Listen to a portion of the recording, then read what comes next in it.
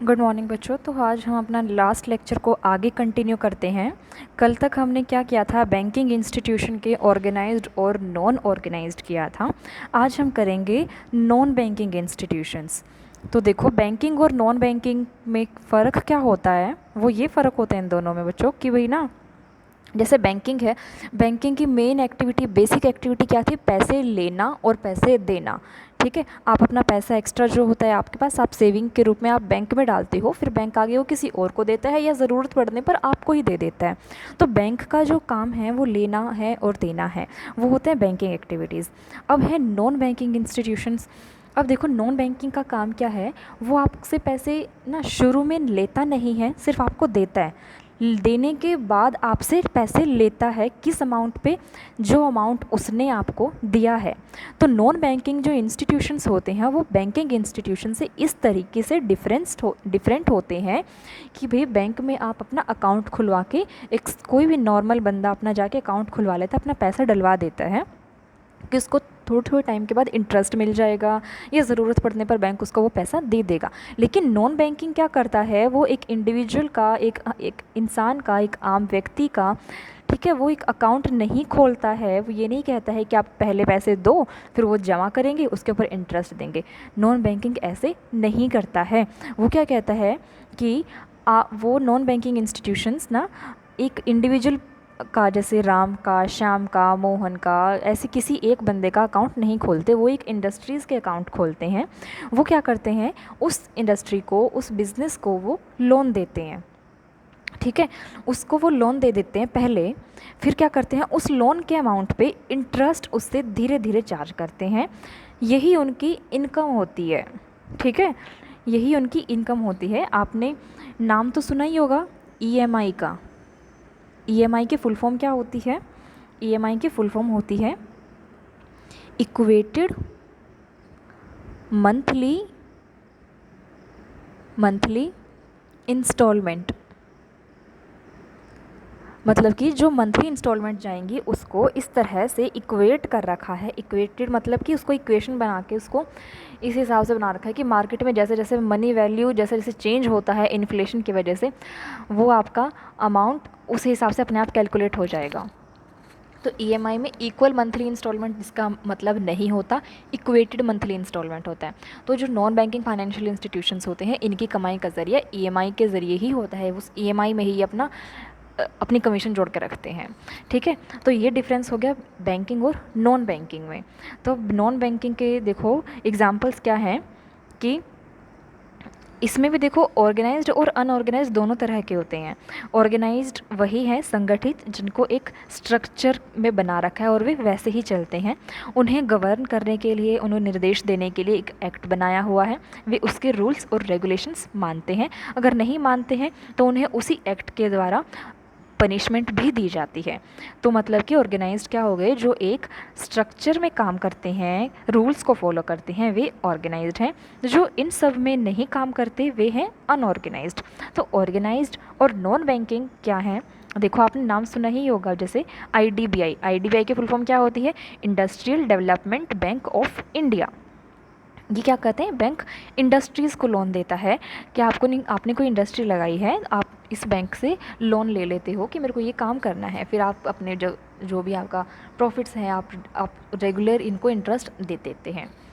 ऐसे ही आईएफसीआई है, Indian Financial Corporation of India, IIBI है, आईआरडीसी है, एट्सेट्रा, ऐसे बहुत सारे हैं।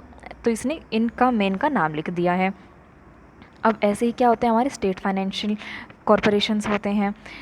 फिर है स्टेट इंडस्ट्रियल डेवलपमेंट बैंक होता है, एग्रीकल्चर डेवलपमेंट बैंक होते हैं, लाइक नबार्ड है, लैंड डेवलपमेंट बैंक है, मतलब कि जो सिर्फ एग्रीकल्चर की कामों के लिए ही लोन देते हैं, वो होते हैं हमारे एग्रीकल्चर डेवलपमेंट फाइनेंशियल इंस्टीट्यूशन। जैसे आपका नबार्ड है, नबार्ड की फुल फॉर्म क्या होती है हमारी, नेशनल एग्रीकल्चर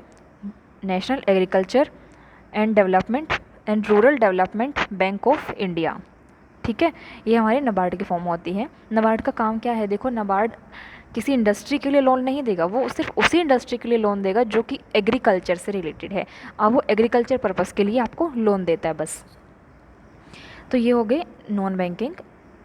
अब इसके बाद है इन्वेस्टमेंट इंस्टीट्यूशन। इन्वेस्टमेंट क्या है, जैसे आपने LIC, आपने नाम सुना होगा, लाइफ इंडिया कॉरपोरेशन, तो LIC है life insurance corporation, I am sorry, ठीक है, लाइफ इंश्योरेंस कॉरपोरेशन है, GIC है जनरल इंश्योरेंस कॉरपोरेशन।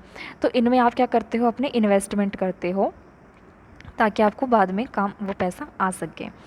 तो इसमें देखो आपने उसने आपका आप अकाउंट खुलवाने नहीं गए कि भाई मेरा पैसा रख ले और मेरे को बाद में दे देना, आपने एक LIC करवाई है जो कि एक फ़िक्स टाइम की, आप उसको थोड़े थोड़े टाइम, आपने उसको पैसे शुरू में दिए नहीं है LIC में कि मेरे पास पैसे एक्स्ट्रा है मेरे पैसे रख लो, आपने कोई पॉलिसी ख़रीदी है, आप उसको महीने का अमाउंट देते हो, उस अमाउंट को, महीने के अमाउंट को क्या कहते हैं, उस मंथली अमाउंट को हम कहते हैं प्रीमियम, ठीक है, वो प्रीमियम हम देते हैं।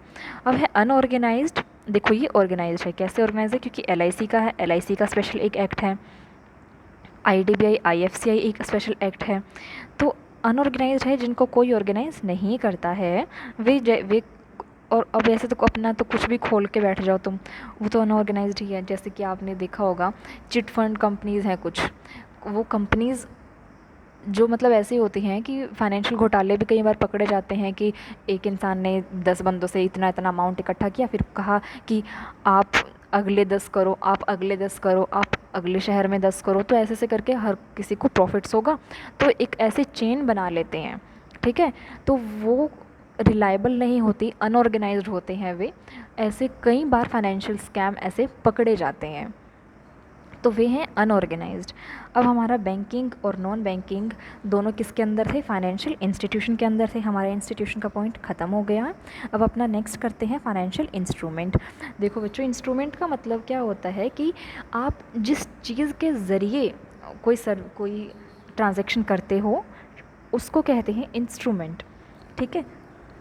अब इंस्ट्रूमेंट का मतलब बुक की भाषा में क्या है कि it is a claim against an individual, claim है अगेंस्ट एन इंडिविजुअल और an institution for the payment of sum of money और periodic payment in the form of interest, dividend और पर्टिकुलर फ्यूचर डेटा। मतलब कि आप किसी से पैसे मांगते हो तो आप किसके रूप में, कि भाई क्या है मेरे पास, मैं किस चीज़ की लेकर आपसे पैसे मांग रहा हूँ, आप मेरे को क्या चीज़ है, वो इंस्ट्रूमेंट क्या है, ठीक है, समझ रहे हो। जैसे आपने किसी को घड़ी देनी है, अपनी किताब देनी है, तो वो जो घड़ी है वो वस्तु जो है दैट इज़ इंस्ट्रूमेंट, कि आपने ये चीज़ उसको दी है, ठीक है। तो ये हो गया हमारा इंस्ट्रूमेंट। ऐसे हम फाइनेंशियल मार्केट में जब बात करते हैं तो हमारे इंस्ट्रूमेंट हो जाते हैं, जैसे शेयर्स हो गए, डिवेंचर्स हो जाते हैं हमारे, शेयर्स जिसको आप अंश भी कहते हैं हिंदी में, आप कॉर्पोरेट अकाउंट्स में पढ़ेंगे, अंश हैं आपके वहाँ पे, इक्विटी शेयर्स का चैप्टर है अलग से। तो ऐसे ही आपके इंटरेस्ट है ये, फिर आपका इनकम क्या होती है, वहाँ से डिविडेंड की इनकम होती है। आपके डिबेंचर हैं, डिबेंचर से कैसी इनकम होती है, इंटरेस्ट की इनकम होती है। तो ये आपके क्या हो गए, इंस्ट्रूमेंट्स हो गए हैं, ठीक है। और इनकी पेमेंट कैसे होती है, पीरियोडिक पेमेंट है इन the form of interest, in the form of dividend, ठीक है। अब कंपनी ने इंस्ट्रूमेंट क्या इशू किया था, शेयर इशू किया था, ठीक है, शेयर्स इशू किया था। अब उसकी मंथली पेमेंट किस तरीके से जा रही है, डिविडेंड किसको मिल रहा है, डिविडेंड किसको मिलता है, शेयर होल्डर्स को मिलता है, ठीक है, शेयर होल्डर्स को डिविडेंड मिलता है। तो ये हो गया हमारा फाइनेंशियल इंस्ट्रूमेंट। अभी देखो ये दो तरह के हैं, प्राइमरी और सेकेंडरी, प्राथमिक और द्वितीय सिक्योरिटीज़, ठीक है। प्राइमरी सिक्योरिटी को मतलब क्या होता है, जिसको आप डायरेक्ट उस बंदे को दे सकते हो जिससे आप वो चीज़ सर्विस लेते हो, ठीक है, इसीलिए इनको डायरेक्ट सिक्योरिटी भी कहा जाता है। एग्जाम्पल देखो, equity shares, preference shares, debentures, आपने जिसको इशू करना आप डायरेक्ट मार्केट में जाके खुद भी इशू कर सकते हैं अपनी कंपनी के। तो ये हैं आपकी प्राइमरी सिक्योरिटीज़ जो कि आपको पार्टी से डायरेक्ट जोड़ती हैं, ठीक है। सेकेंडरी सिक्योरिटीज़ की अगर हम बात करें तो इसमें क्या होता है कि ये ट्रेड करी जाती हैं फाइनेंशियल इंटरमीडियरीज़ के द्वारा। फाइनेंशियल इंटरमीडियरी कौन होते हैं, फाइनेंशियल इंस्टीट्यूशंस को हम फाइनेंशियल इंटरमीडियरी बोलते हैं, ठीक है। जो बीच में दो बंदों के, लेंडर और बोरोवर के बीच में जो बंदा है इंटरमीडिएट कर रहा है उस चीज़ को, उसको कहते हैं हम फाइनेंशियल इंटरमीडियरी, ठीक है। तो वो कौन होता है, बैंक्स होते हैं, हमने पिछले पढ़ा ना भी फाइनेंशियल इंस्टीट्यूशंस में। तो वो बैंक कैसे सिक्योरिटीज़ देता है, जैसे आपने किसी बैंक की इंश्योरेंस पॉलिसी ख़रीद ली, किसी के म्यूचुअल फंड्स में इन्वेस्ट कर लिया, ठीक है, आपने बैंक की किसी भी एक सर्विस में इन्वेस्ट कर दिया आपने, दैट इज़ सेकेंडरी सिक्योरिटी। ठीक है। अच्छा, अब हमारा फाइनेंशियल इंस्ट्रूमेंट हो गया है, ये फाइनेंशियल इंस्ट्रूमेंट्स के नाम दे रखे हैं। फिर है आपका नेक्स्ट पॉइंट आता है आपका फाइनेंशियल सर्विस। हमारा जो फाइनेंशियल सिस्टम है उसके 4 कंपोनेंट्स हमने 3 कर लिए हैं। अब हम अपना लास्ट वाले कंपोनेंट पे आ गए हैं जो कि है फाइनेंशियल सर्विस। हमने पहले क्या किया था बच्चों, फाइनेंशियल मार्केट करा था, हमारा फर्स्ट कंपोनेंट फाइनेंशियल मार्केट था। फिर हमने क्या किया था, फाइनेंशियल इंस्ट्रूमेंट्स करे थे, है ना। फिर हमने क्या किए थे, फाइनेंशियल इंस्टीट्यूशंस करे थे। तो ये 3 हमारे हो चुके हैं। अब हमारा 4th है फाइनेंशियल सर्विस। सर्विस का देखो मतलब क्या होता है, सेवा। आपने किसी को जो सेवा दी है अगर वो वित्त से संबंधित है तो आप उस सेवा की कुछ चार्जेस भी लोग लगाओगे जिससे कि आपकी इनकम होती है। तो फाइनेंशियल सर्विस क्या है, economic services rendered by the finance industries. ठीक है, वो हमारी क्या होती हैं, फाइनेंशियल सर्विसेज। तो फाइनेंशियल सर्विसेज जो है हमारी, इनको हमने 2 भागों में बांटा हुआ है, टाइप ऑफ फाइनेंशियल सर्विस। देखो, एक तो है फंड बेस्ड सर्विस और एक है फ़ी बेस्ड सर्विस। फंड के बेसिस पे और एक फीस के बेसिस पे। ठीक है, फंड और फ़ी बेसिस। तो देखो, इनको समझाने से पहले आपको इनका मतलब बताती हूँ कि क्या मतलब होता है फ़ंड का और फ़ी बेस का। देखो कि भाई आप किसी को सर्विस देते हो, फाइनेंशियल सर्विस है, आपके पास भी तो पैसा होना चाहिए ना शुरू में सर्विस देने के लिए। एक तो ऑप्शन हो गया कि आपके पास पहले से ही मनी है। ठीक है, आपके पास मनी ऑलरेडी है और आप कहते हो कि मेरे पास पैसा है और मैं सर्विस दे सकता हूँ, इस बिज़नेस में एंटर कर सकता हूँ मैं। तो ऐसे को हम कहते हैं फंड बेस्ड सर्विस। किसका मतलब, आपके पास पहले से ही एक कोष बना हुआ है। फंड को हिंदी में कोष कहते हैं, संचय। ठीक है, फंड आपके पास एक बना हुआ है, आपको मतलब किसी से लेने की ज़रूरत नहीं है, आप उस फंड में से आप दूसरों को पैसा देने, उधार देने की ऐसी सर्विस आप कर सकते हो। वे होती हैं आपकी सर्विसेज फंड बेस्ड सर्विस। फिर दूसरी है कि आपके पास पैसा अभी तो नहीं है, ऑलरेडी आपके पास मनी एग्जिस्ट नहीं करता है। ठीक है, एग्जिस्ट नहीं करता, लेकिन आप दूसरों को ऐसी सर्विस दे सकते हो कि भाई मान लो 2 बंदों के बीच में अरेंज करवा दिया कुछ, ठीक है, और बीच में जो कमीशन बनी उससे आप अपना पैसा कमाते हो, तो उनको कहते हैं फीस बेस्ड सर्विस। जैसे कि ए है, बी है, इनके बीच में एक सी बंदा है, उसने ए को मान लो कुछ काम है, उसका काम बी पूरा कर सकता है, लेकिन ए बी को नहीं जानता, लेकिन सी को ए भी, लेकिन ए जो है वो सी को भी जानता है और वो बी को भी जानता है। उसको पता है कि अगर मैं इन दोनों को मिलवा दूँ तो मेरा काम चल सकता है, मेरा भी चल जाएगा, ए का भी चल जाएगा, बी का भी चल जाएगा। लेकिन वो इस बीच में क्या करेगा, अपनी एक फ़ीस चार्ज करेगा। तो ऐसी सर्विसेज को जो सी प्रोवाइड करेगा, उसके पास पैसा नहीं है लेकिन वो इनके बीच में एंटर करके कहते हैं कि मैं आपको ऐसी सर्विस दे दूँगा, आप दोनों एक दूसरे को नहीं जानते, मैं लेकिन दोनों को जानता हूँ, तो मैं आपको सर्विस देता हूँ लेकिन उसके अगेंस्ट मैं अपने अमाउंट चार्ज करूँगा। तो ऐसी सर्विसेज को हम कहते हैं फ़ी बेस्ड सर्विसेज। आई होप कि आपको अब डिफरेंस दोनों में समझ आ गया होगा। तो अब देखो हम कर लेते हैं फंड बेस्ड सर्विस। पहली है लीज़ फाइनेंसिंग। लीज़ आप फाइनेंशियल अकाउंट में बच्चों पढ़ के ही आए होंगे, lease account, hire purchase account. ठीक है, ये वो जो सर्विस लीज़ वाला देता है उसको हम लीज़ फाइनेंसिंग कहते हैं। हायर परचेज हम क्या कहते हैं, जिसको हमने हायर परचेज की सर्विस दी है। अब ये दोनों सर्विस देने से पहले आपके पास अमाउंट या चीज़ कुछ होनी चाहिए ना, तभी आप दोगे किसी को लीज़ पे। ठीक है, फिर है बिल डिस्काउंट। बिल डिस्काउंट का मतलब मैम ने आपको कल समझाया था कि भाई क्या होता है बिल डिस्काउंट का मतलब, कि आप बैंक के पास गए कि मेरे को तुरंत पैसा चाहिए, मैं आपको बाद में दे दूँगा जब मेरा बिल ड्यू होगा। तो बैंक के पास पैसा होना चाहिए ना, तभी तो वो दूसरे को देगा जो उसके पास मांगने आया, तो उसके पास वो फंड होना चाहिए तभी वो सर्विस दे सकता है। तो ये इसीलिए फंड बेस्ड सर्विस है। वेंचर कैपिटल का मतलब बच्चों को क्या होता है कि देखो 2 चीज़ें होती हैं हमारे पास, एक तो होता है एंजल और एक होता है वेंचर। ठीक है, एंजल जो सर्विस प्रोवाइड करते हैं वो थोड़े पैसे की होती है, जो वेंचर होते हैं वो ज़्यादा अमाउंट की सर्विस प्रोवाइड करते हैं। तो ज़्यादा अमाउंट की सर्विस प्रोवाइड करने के लिए आपके पास पैसा भी होना चाहिए, तो उन्हें हम बोलते हैं वेंचर कैपिटलिस्ट जो देता है सर्विस। आपके पास पैसा होना चाहिए, आपने दूसरे के बिज़नेस में इन्वेस्ट करना है। जैसे आपने देखा होगा कि जैसे टाटा सन्स है, रतन टाटा है, वो छोटे छोटे स्टार्टअप्स होते हैं उन्हें खरीद लेते हैं ना, तो वो क्या है, दैट इज़ वेंचर कैपिटलिस्ट। वो बड़े मतलब कि अगर वो छोटा कोई बिज़नेस, छोटा सा कोई स्टार्टअप है, दैट इज़, तो उसमें अगर इन्वेस्टमेंट करी है तो वो इन्वेस्टमेंट कहलाएगी एंजल इन्वेस्टमेंट। अगर बहुत बड़े बिज़नेस में इन्वेस्टमेंट करी है तो वो कहलाएगी वेंचर इन्वेस्टमेंट, वेंचर कैपिटल। ठीक है। अब है आपकी, अब इनको देने से, सर्विस देने से पहले आपके पास पैसा होना चाहिए, तभी आप दूसरे को इन्वेस्ट कर सकते हो। अब है हाउसिंग फाइनेंस, मतलब कि घर से रिलेटेड आपको फाइनेंस किसी को देना है, जैसे बैंक आपको होम लोन देता है। फिर है इंश्योरेंस प्लान, आपने किसी का इंश्योरेंस ख़रीदा है, आप उसमें अब आपने मान लो मंथली इंस्टॉलमेंट देते हो आप, जिसको प्रीमियम कहते हैं।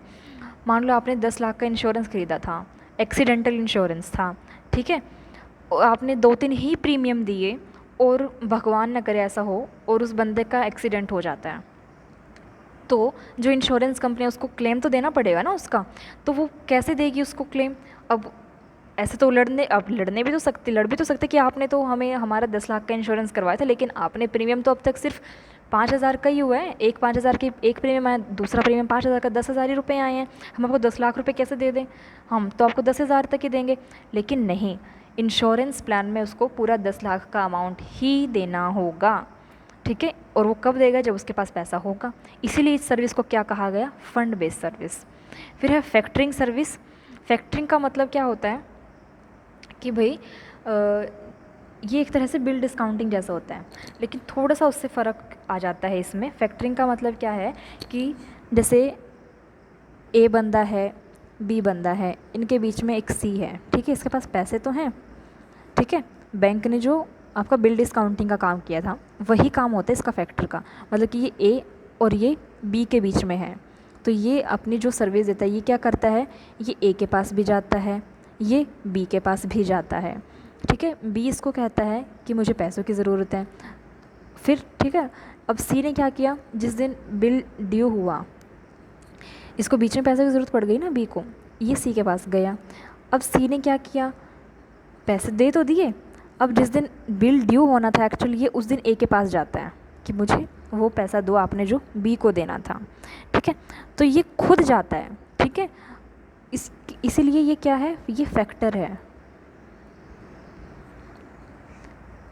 फाइन, ऐसी सर्विस को कहते हैं फैक्टरिंग सर्विस।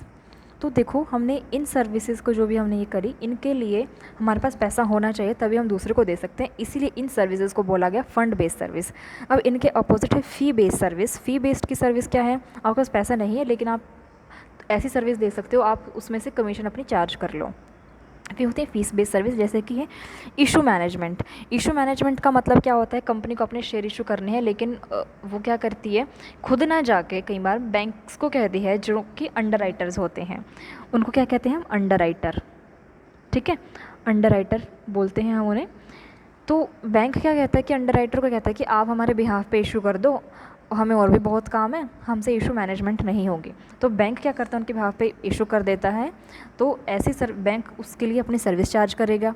अब बैंक के पास पैसा तो नहीं है ना शुरू में इशू करवाने के लिए, उसको अपने पैसा देने की क्या ज़रूरत है, उसको तो बस इंटरमीडिएट करना है कंपनी के बीच में और शेयर होल्डर्स के बीच में जो कि बनेंगे, तो उसने सिर्फ एक सर्विस दी है बीच में, ठीक है, कि भैया जो भी फाइनेंशियल ट्रांजैक्शन हो कि मेरे द्वारा हो जाएंगे, तो ये सर्विस के लिए वो पैसे चार्ज करता है, ठीक है, उससे कहते हैं हम इशू मैनेजमेंट। फिर है पोर्टफोलियो मैनेजमेंट। पोर्टफोलियो का मैनेजमेंट, पोर्टफोलियो का मतलब क्या होता है, एक बास्केट, टोकरी, टोकरी में आपके बहुत सारी सिक्योरिटीज़ हैं, आपके पास प्रेफरेंस शेयर्स भी हैं, आपके पास इक्विटी शेयर्स भी हैं, आपके पास डिबेंचर्स भी हैं, आपने इनको ख़रीद रखा है, ठीक है, आपने 50,000 रुपये आपने इसमें इन्वेस्ट कर रखे हैं, चाहे 25 इसमें करें हो, 10 इसमें करें हो, 15 इसमें करें हो, जैसे मर्जी करें हो, आपकी इच्छा हो, तो वो आपका जो ये मैनेजमेंट है इसको हम कहते हैं पोर्टफोलियो मैनेजमेंट, जो आपको बताए आपको किस में आपको कितना पैसा लगाना है, वो सर्विस होता है पोर्टफोलियो मैनेजमेंट की सर्विस। फिर कॉर्पोरेट काउंसलिंग, मतलब कि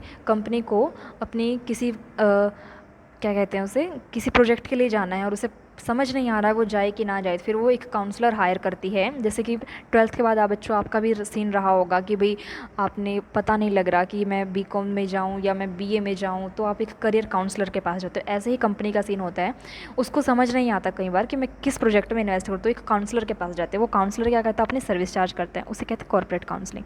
फिर लोन सिंडिकेशन। लोन सिंडिकेशन का मतलब होता है कि आप किसी को लोन दिलवा रहे हो, आप उन दो के बीच में सहायक बनते हो। ठीक है, अब जैसे इसका बेस्ट एग्जांपल देखो, गवर्नमेंट है, बैंक है, ठीक है, और एक क्या है, पब्लिक है, आम जनता। ठीक है, गवर्नमेंट ने कोई सर्विस लॉन्च करी जिसके तहत वो आपको पैसे देती है। ठीक है, कोई भी सर्विस ले लो आप, जो भी आपके दिमाग में आती है, गवर्नमेंट ने उस सर्विस के तहत आपको पैसे देने हैं। ठीक है, अब पैसे देने हैं सरकार ने आपको, तो एक तरह से आपके लिए लोन अरेंज कर, जैसे आप ये ले लो ना बेटा, एमएसएमई है, ठीक है, micro small and medium enterprises, MSME. तो एमएसएमई बैंक क्या करता है कि आपने सरकार से लोन लेना है छोटे उद्योग स्थापित करने के लिए। ठीक है, आपने, अब आप सीधा फाइनेंस मिनिस्टर के पास तो पहुंच नहीं जाओगे कि आपकी स्कीम है और मुझे लोन दे दो। ठीक है, आपने तो कहा था कि हम छोटे उद्यमी को लोन देंगे, तो मुझे लोन दो। तो उस सरकार के पास तो तुरंत नहीं पहुंच सकता डायरेक्ट, तो वो क्या करता है, वो बैंक को कहेगा कि भैया देखो सरकार ने स्कीम चला रखी है, मुझे इस स्कीम के अंतर्गत लोन चाहिए। फिर बैंक क्या करेगा, उसको वो फॉर्म दे देगा, फिर उस बैंक उससे वो फार्म भरवा के आगे गवर्नमेंट की मिनिस्ट्री में भेजेगा। गवर्नमेंट को कहेगा कि देखो हमारे पास इतने फॉर्म आए हैं, हमें लोन देना है, आपने जो फंड बना रखा है एमएसएमई का। तो बैंक क्या करा, बैंक ने इस आम जनता के लिए, पब्लिक के लिए लोन ऑर्गेनाइज करवाया, लोन और फैसिलिटेट करवाया। ठीक है, तो लोन सिंडिकेशन का काम हो गया। तो बैंक इसके लिए अपनी सर्विस चार्ज करता है। तो ये जो सर्विस होती है लोन सिंडिकेशन, हम उसे बोलते हैं। फिर हम merger and acquisition. Merger and acquisition क्या होता है कि एक कंपनी है, वो दूसरी कंपनी के साथ मिल गई, तो दूसरी कंपनी बन गई एबी। अब जैसे वोडाफोन और आइडिया का मर्जर हुआ था ना, वोडाफोन और आइडिया का मर्जर हुआ था। अब इन्होंने नया नाम क्या बना लिया, वीआई। ठीक है, अब इनका नया नाम क्या बन गया, वीआई, मर्ज हो गए। और इनका एक्विजिशन का केस क्या होता है कि एक कंपनी दूसरी कंपनी को एक्वायर कर लेती है। तो अगर आपको मर्जर करना है, एक्विजिशन करना है, तो आप खुद नहीं करोगे, आप किसी को कहोगे कि आके हमारा मर्जर करवा दो, क्योंकि आपको पता है आपने मर्जर एंड एक्विजिशन करोगे, एसेट रियलाइजेशन का अकाउंट बनता है। तो वो अकाउंट कौन बनाएगा, सीए बनाएगा। सीए क्या करेगा, अपनी सर्विस चार्ज करेगा। तो इसीलिए तो ये फ़ी बेस्ड सर्विस हो गई ना, वो अपनी फ़ीस लेगा। फिर है आपका क्रेडिट रेटिंग, फिर है आपका क्रेडिट रिस्ट्रक्चरिंग। क्रेडिट रिस्ट्रक्चर का मतलब क्या होता है कि आपने जो क्रेडिट लेना है, मान लो मार्केट से पैसे उठाने हैं, वो आप शेयर्स के ज़रिए उठाना चाहते हो, डिबेंचर के ज़रिए उठाना चाहते हो, कौन से ज़रिए से आपको आसान रहेगा, तो आप ये सर्विस लेने के लिए काउंसलर के पास जाते हो, वो आपका क्रेडिट रिस्ट्रक्चर करके देता है। ठीक है, फिर है आपका क्रेडिट रेटिंग। क्रेडिट रेटिंग का मतलब होता है कि आपने मार्केट से जो पैसे आप उठाते हो, तो आप उनको रेगुलर डिविडेंड देते हो या नहीं देते हो शेयर होल्डर को, ये जांच रखने के लिए। तो जो रेगुलर डिविडेंड देती होगी उसकी रेटिंग अच्छी मानी जाएगी, उसकी इमेज अच्छी होगी। तो ऐसी एजेंसीज़ जो कंपनी को रेटिंग देती हैं कि कौन सी अपने शेयर होल्डर के लिए ज़्यादा अच्छी है, उनको हम बोलते हैं क्रेडिट रेटिंग एजेंसीज़। फिर ऐसे ही है स्टॉक ब्रोकिंग। स्टॉक ब्रोकर्स, जो मतलब कि स्टॉक क्या होता है, बंडल ऑफ शेयर्स कहते हैं। तो जो इन्वेस्टर्स के बीच, इन्वेस्टर और कंपनी के बीच में स्टॉक ब्रोकिंग का काम करता है कि भाई आपस में शेयर्स खरीदने और बेचवाने में हेल्प करता है, उसको हम स्टॉक ब्रोकर कहते हैं। क्रेडिट रेटिंग एजेंसीज़ हैं, जैसे आप गूगल करके अपना पढ़ सकते हो इनके बारे में।